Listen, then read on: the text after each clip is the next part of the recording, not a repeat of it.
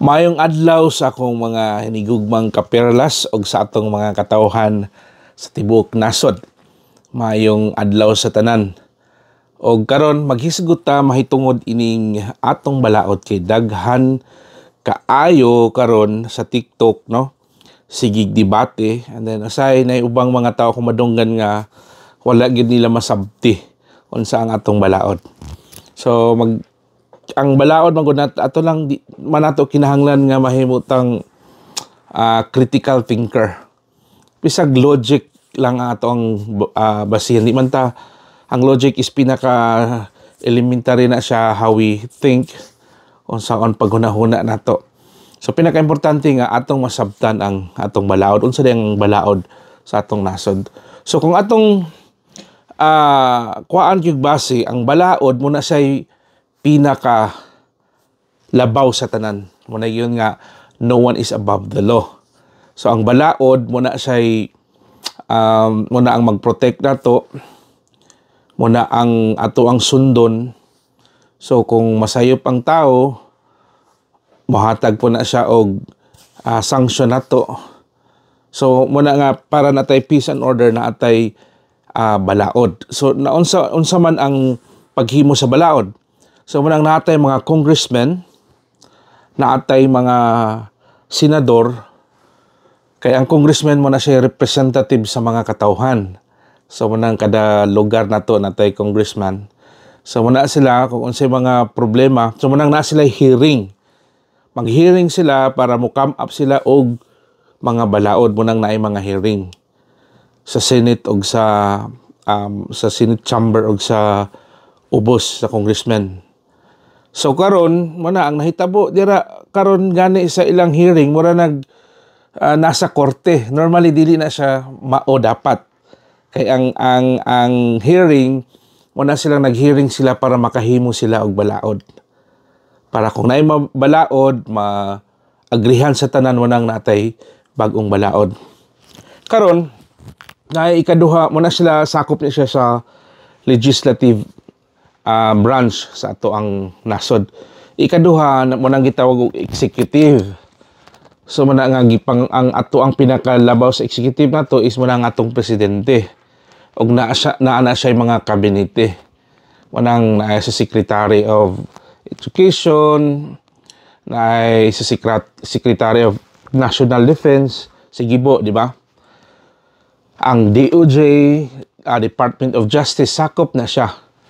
So ang function sa atong executive, labi na sa atong mga kapulisan, National Defense, muna sila tagapag magprotekta sa atong balaod, magmando sa balaod nga muni dapat himuon sa mga katawhan, tagapagtupad, wala siya. Kay kung naay mo labag, so kinahanglan nilang wala nga dakpon og naasad sila'y ang walang na sila'y uban para na sila'y kay defense man sila, unang allowed sila nga magdala og pusil kay mga officers man sila para na kalinaw. So allowed na siya sa sila ang nagprotekta og magpamando nga kinahanglang atong sundon ang atong balaod. Unya natay gitawag og judicial kanang sa atong saligang batas Supreme Court. Mousad na siya ang mag-interpret sa ato ang balaod nga kung naitaw nga makasala, so sila mo mag-interpret nga kani muni mo ang sayop unsa ang gibugaton sa sala sa tawo. So karon pag makasala ang tao, ang executive sila na poy kung unsa ang hatol, unsa ang gibugaton sa sala, so sila ang maghatag og kanang kwan, unsay himuon, unsay sanction niya. So manang naiprisohon. So muna nga ang balaod muna siya mag-guide ato nga kinahanglang dili ta mo patay, dili ta mo himo og daotan. Kay kung mahimo tag daotan, so dakpon ta sa mga police or sa officer o sa mga men in uniform. So muna ang ilahang primary nga trabaho magprotekta sa ato ang nasod sa ato mga katawhan. Karon ang nahitabo sa kang Tatay Digong So atong nadunggan nga si John Vic Remulla, di ba, nagplano sila, yang giingon upat sila nga nagplano nga dakpo nila si Tatay Digong. Di ba? Na dito daw si uban si Gibo, si Anyo, si kinsa patong na dito, upat sila ilang giplanuhan. Kay kana si John Vic Remulla is siya man ang atong DILG secretary. So karon ilang gidakop si Tatay Digong. So supposed to be pagdakop nila yung ilaon tanang dalaon padong sa ato ang Supreme Court para mapamatud-an kung unsay sayop, kung unsay crime nga gihimo ni Tatay Digong. Pero ang nahitabo karon gi-bypass sa DOJ sa ilahatanan sa executive branch, gi-bypass si Tatay Digong, wala na nila gi-present sa korte. Ilahan ang gidiretso og hatag sa ICC. Wala ang dakong problema diha karon. Supposed to be ang primary purpose nila mo nang naa sila gitawag og national defense. Kinahanglan nilang protektahan ang mga katawhan sa Pilipinas pinaagi sa balaod. Pero ang nahitabo karon gi-bypass nila, wala nila gidala sa korte, sa judicial idiretso nila og padala ngadto sa ICC. So karon nahimo nga sila ang final decision, judgment ilang gipadala sa ICC. Muna nga ang dako nga sayop. Karon ang dakong problema kay maskin ang DOJ, Department of Justice head nila, mingon sila ang ilang sulti nga nganong wala day nganong kinahanglan pa man og due process nga pagpatay daw ni Tatay Digong sa mga tawo, wala daw due process. Pagdakop daw, wala daw due process. Ang ilahang issue nga na day 30,000 nga nagreklamo.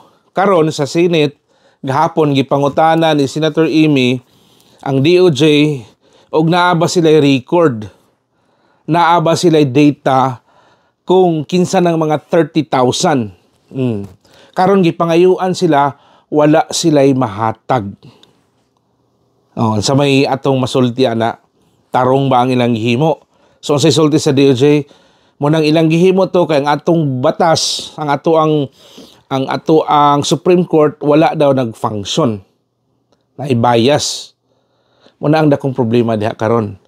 Kaya ang atong diri sa executive branch nato walay salig diri sa atong judicial branch nato. So munay dako kaayo nga problema karon. Kay unang-una ang ICC dili na ta under nila. So maski under ibutang nato nga under ta nila. Pero ang ICC kinahanglang mo respeto na sila sa atong balaod. Di ba? Kinahanglang mo respeto na sila sa atong balaod kung na sila himuon sa atong gobyerno, sa ato ang nasod. Kay naman tay balaod, kinahanglang mo kuan gyud gyapon sa inline sila sa atong balaod before sila na ay mohimo og ingana nga panghitabo.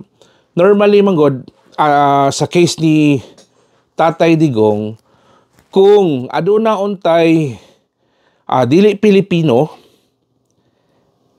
nga terorista nga mianha sa Pilipinas, example, nag-create siya og kanang threat sa mga tao or nagbomba ba siya. So muna ang katong ilang gihimo insakto to. Di na kinahanglan og due process.